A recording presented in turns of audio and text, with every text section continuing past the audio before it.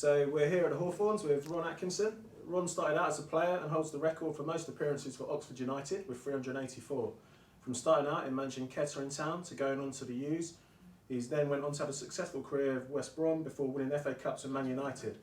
In the late 90s and early 2000s, Ron went on to become a much-loved TV pundit. Ron, when you started your managerial career at Kettering, you was only 32. As a relatively young manager then, how did you get older players of a similar age maybe in a dressing room to respect you? Well, I think players, whatever age, where you've come from, will find you out in a week. If you don't know, if you don't know what you're talking about, they'll quickly suss you out. But I had one basic philosophy all through my managerial career. I would treat players, I used to try and treat players the way I would want to be treated as a player. Now that doesn't mean to say they get all their own way or anything like that, but I always try to be fair with them and fair and honest with them, and by and large that was the philosophy I adopted all my career. Okay. And after Kettering you joined Cambridge United. On arriving at the Abbey, what was your first impressions of the club? Well, I knew a lot about Cambridge United because my brother had been on loan there a few years earlier, and I knew Curly Smart was a big mate of my brother's. He used to play cards with him or dominoes or something in the pub opposite the ground. Yep. So I knew quite a few of them. And Curly, Mr. Smart, Reg Curly, Curly was he was very instrumental in me going to the club. He phoned me one night when I was at Kettering. We've been successful at Kettering, but I felt it was time to move on from there. And Cambridge was a club similar to when I first went to Oxford, so I knew the sort of background to that type of club. And I think it was three great years there. I loved it. And did you ever think about maybe signing your brother back to come and play on your side? Well, I couldn't, because ironically enough, I'd signed him for Kettering the year before. He got 20 goals in what is now the First Division.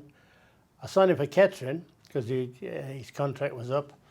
And the day I actually took over at Cambridge, I actually trained Cambridge in the morning, and in the evening I managed Kettering against Swansea in the FA Cup. We beat them 3-1, but unfortunately Graham got involved and had fella broke his leg very badly and finished his career that night. Oh, that's a shame. So what is your single fondest memory of your 3 years in charge at Cambridge United, would you say? Hard to say, because there wasn't a standout memory. Like, we'd more or less got promotion just after Christmas, and the year we actually went up. So every week we would celebrate something, like theoretically we're up, and the week after we'd be definitely up, and the week after that we'd definitely be runners up, and then till the end we were champions. So any excuse to be in the pub? Yeah, well, no, in the club, in the club. Yeah. So there was a feel-good factor around the club? Yeah, I mean, I always remember being at a meeting once. One thing I could never get at Cambridge, I could never get a winger. I never got the sort of winger. I could get good midfield players. And we used to play a system where we had three up front, like Alan Byerley, Tom Finney, and in the Fourth Division it was Jim Hall.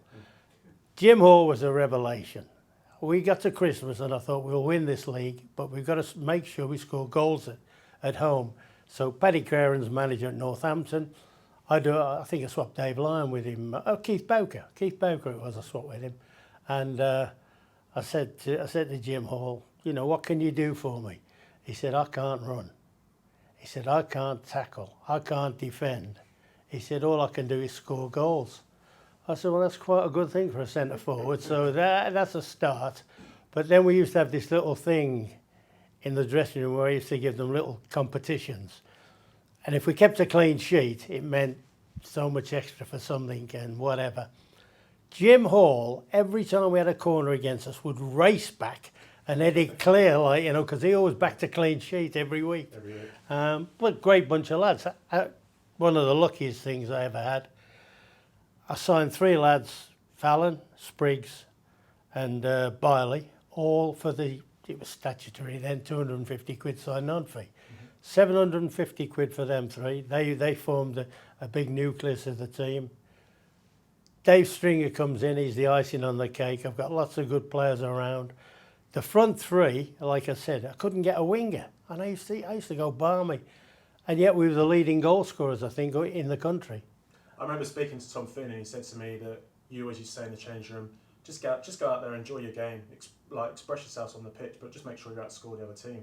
And obviously that kind of philosophy works, doesn't it? Well, it does if you've got players that can score. I mean, we also had players like back four players. You know, we had Fallon was a very reliable defender. Dave Stringer was the epitome. He'd done everything in the game. Batman at right back, classic.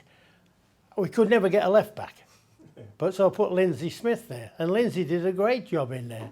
And then you got the midfield players like experienced pros. You got Trevor Howard was in the side, Willie Watson, people like that. And Spreezy got energy for fun. He could run all over the field. And whilst I couldn't get a winger, people like Alan Barley would work in the wide areas. And because he was great at getting on the end of crosses, he'd know the type of cross to put in. And yeah, it was a bit of a frustration, but then somebody said, what are you worried about? You're scoring more goals than any team in the country. And you're telling me off camera about when you played for Cambridge United Reserves. Did you not maybe think about putting yourself in as a winger? Left winger. Give it me and give it out, yeah. No. How you won the league, wasn't it, or something, with the reserves? Oh, yes, yeah. So, okay, who was your most pivotal signing, would you say, for Cambridge? I don't think there was one. I think, like I said, the three young lads that came in, all 17 and 18, formed a big nucleus. Dave Stringer coming in was a great signing. I tell you what, and we haven't mentioned him at all, and it was Brendan that told me about him. Our goalkeeper was Graham Smith, who packed up to go for Adidas. And I'm looking around for a goalkeeper, and there was a lad named Malcolm Webster, who I think had been at Southend, I think. He'd been at Arsenal with Brendan. And Batman said to me, Webby was a good keeper, you know, so I said, bring him along, let's have a look at him. And we signed him after one trial game, and how long did he last there? Years. Yeah, really well, yeah. Yeah. So we got Batman to thank for that one then. Yeah. And talking back on Dave Stringer just quickly, obviously Brendan said earlier, off camera as well, that as he was skipper, he was also a bit scared of Dave Stringer. Did Dave Stringer have a big personality in the dressing room? I tell you what he did, he had a great respect. They all had a respect. But in all fairness to them, they all had a respect for each other. And not only that, we had backup players coming along, and he goes balmy Barry Fry. Our youth team played, I just thought of something there, our youth team played Dunstable, and they had two players playing, and we played them there, and I thought, cool, they're good players, them. A big lad named Floyd Street, who was 16 and looked about 23, 24, and had another kid, a left-sided player, Jamie Murray. So after the game, Barry Fry's there, he's manager at Dunstable. Barry comes in, I say, Barry, just go in my office and have a drink, I'll see you in half an hour. And I go in the office after half an hour, Barry's there. I said, good, you enjoyed it tonight, lad? He said, what about them two lads of ours? Good players, Ron. Do you fancy buying them? I said, no. He said, well, they're good players. I said, no. I said, I've just spoken to them. They're not on contract. I've just signed them. So I got asked by a fan to ask this question. Is it true then, talking of Barry Fry, that you went to see Bill Baldry for a case of champagne to give to Barry Fry at one time? No, the other way around. The other way around. What happened? Billy was part-time. He was working at Vauxhall Motors, and he came in as the left back, actually, in the team that won the 4th Division. But as the step up, it was going to be hard for Billy, part-time. Willie Watson used to wind him up every match. He used to say, you getting your studs out with your monkey wrench and stuff like that, doing his boots and all that. Anyway, so it was obvious he wasn't going to be playing the league team much when we stepped up. And the board of directors said, why don't you get him off the wage bill? Barry Fry, ironically enough, had rang me about him. I said, well, I'll tell you what, Barry, get yourself over here with a crate of Moe Shandon, you can have him. So he turns up, Barry, brings us. 2 weeks later, true story, he rings me up, he said, Ron, that fullback, he's not very good. Can I have 2 of them bottles back? But it was great camaraderie there. I mean, I can remember us, I know it was with Kettering when we won the league at Dartford. people, you know, they give you had drinks with the opposition and all that. And I thought they were great times, yeah. So is it true that you was pivotal at the time in maintaining the unusual broad black and amber striped shirts at United, which appeared again here at the Hawthorns in navy and white fashion at West Brom? Or is that just a myth? I think that's a myth, yeah, because they'd already got them here. So did you regret leaving the Abbey before your second promotion? Well, yeah, but it was a time, you know. I felt we got a good side, and I recommended Little Doc to take the job. I said, if you don't, you can come with me to the Hawthorns. If you don't get the job, and I think I saw them the week after. I think it was at Tranmere. I went to watch them play at Tranmere, which I think I'm right in saying they won that as well. But they were, the spirit was great. You know, players worked and fought and scrapped for each other, and you know, it was a great time. People had good attitudes and wanted to win and wanted to play for the club. So when West Brom come in to sign you, was that the only club to come and look for you, or was there other clubs and other opportunities? Well, I think there've been a few suggestions. Funnily enough, Watford had asked me about the job. And I think about the same time, West Brom had approached, this is a little bit earlier, had approached Graham Taylor. Graham Taylor didn't take the West Brom job, and I didn't take the Watford job. And ironically enough, he went to Watford and I went to West Brom. So when you came here to the Hawthorns, did you laugh yourself to sleep when you captured Brendan, the club's captain and linchpin, for a bargain £28,000 as your first signing here at the Baggies? It's a good story, that. What happened? What happened there? Yeah, I looked at what we got, and then I thought, hang on a bit. We got a right back here, Paddy Mulligan. It was all right. Nowhere near as quick as Brendan, not as good on the ball, and not as good a defender. And I thought, well, hang on a bit. If he can make a good Premier, First Division player, I'm sure Brendan can. Although his first two games sort of made me wonder about it. But what happened, I knew the powerhouse at Cambridge was Reg, Curly Smart. What he said went. But I knew every Thursday he went and played golf at Newmarket and had a night out afterwards. So I waited till I knew he was out there, and I rang Dave Ruston, the chairman. I said, look, I want to buy Brendan Batson. Said, well, what will you give us? I said, it's got to be done today because I need him in the squad for Saturday. You used to have to sign on a Thursday night by then. I said, so I'll give you 25 grand. He said, we want more than that. Now, Dave was an accountant, and you know accountants are like money. And I went, I'll tell you what then, you twisted my arm, I'll give you 28. And he said, done. I said, but he's got to be here tonight for a medical, and so he's ready for. Now I rang Brendan, and he was. I'm trying to think what he was having to do at his house. It was a do at his house. I think Ray Freeman was there and all that. A few there, and he thought I was winding him up at first. I said, no. He said, well, I said, forget it.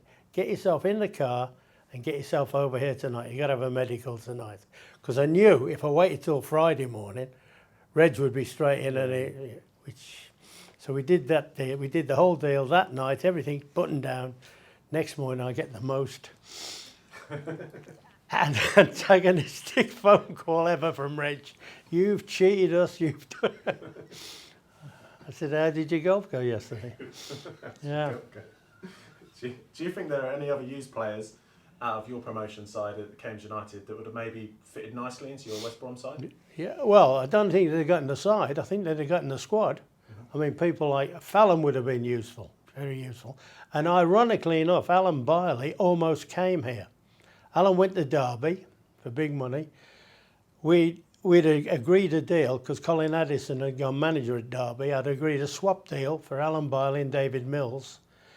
We'd gone down, I think we'd played somewhere down, must have played Bournemouth, because we were staying over to play Paul in a friendly game, testimonial. And that day, Derby were playing Liverpool, and Gordon McQueen broke Alan Biley's ankle, and that squashed the deal. Squashed the deal. Otherwise he could have come here. He was Alan Biley, you know, he was a terrific finisher. you know, he got natural instincts and he got a great spring. He could leap and he could read things.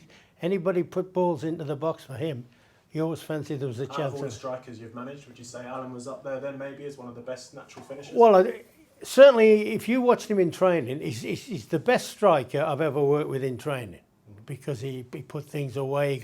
He got goals that you could relate to in matches. I mean, we had Tony Brown here who scored like 10,000 goals here, so he would be the best finisher. But Alan Briley, it'd have been useful to see what he worked with if he'd have got him here and paired him up sometimes with Cyril and people like that. So obviously you had quite a good career as a manager. What would you say was your favourite football management experience and memory? All right, once again, I couldn't pinpoint anything. You know, I've been lucky enough. You know, I've been to Wembley a few times and won a few cups there, which was great because Wembley was always a day out. Yeah. You know, it was always Real terrific. occasion. I've had 8. I tell you what I've had 8 top 4 finishes in the top division. That's a good go. Which at that time only the champions went into the Champions League, so we'd have had that qualification. But you know, we had a lot of European qualifications. Yeah, hard to say. I mean, people say, "What was your most enjoyable time?" And they point to Man U, and I said, "No, Man U was great. Cambridge was great. Kettering was great. You know, everywhere you." They're all slightly different as well, aren't they? Yeah, Different everywhere you times. went. But I'll tell you where I was lucky. I think in the whole time as a manager, I think there's only 2 players I wouldn't have a drink with. And I can't remember who one of them is. Okay, so as a manager then, who would you say is your best ever signing at the clubs you managed? Well, in terms of, as a player, You as a player, yeah. Robbo. Robbo is the best player I've worked with. Dave Stringer for nothing from Norwich. Great signing. And a great acquisition to the club.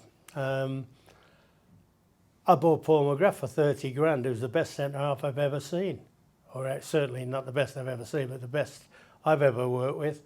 What I didn't realise was, you know, for 30 grand, that's a decent fee. I didn't realise I got to pick up his drinks tab as well, which made it a bit You're more certainly interesting. good at finding a bargain, I must say. So, do you think agents and players these days are too influential in the game? I tell you what I think, this may answer your question. I tell you one of the things I think is lacking in football now that years ago used to be imperative, recruitment. I think there's too much dealing done between agents recommend people to, if you like, chief executives, and I don't think the days when a manager and his staff would go out and personally vet all the players. I mean, it was a standard procedure. I mean, not only me, David Pleat, Fergie, Harry Redknapp, we all did it. In the week, you'd look and say, fixture there, I don't know, Stevenage playing somebody. Somebody go and have a look at them just to see. And sometimes you can unearth a diamond, like, yeah. I don't think there's enough of that done at all. Final question. So, what are you doing with yourself these days now you've retired from being involved in the game? Bits and bats of stuff. I still go to a lot of football. Occasionally I do stuff at Man U for their TV. Do quite a few sportsmen's evenings and so forth. Probably go and watch Birmingham play an awful lot because most of my mates are what we call blue noses, and I can have a right laugh and give them stick. Whatever turns up. Yeah. Thanks for your time, Ron. Yeah, pleasure.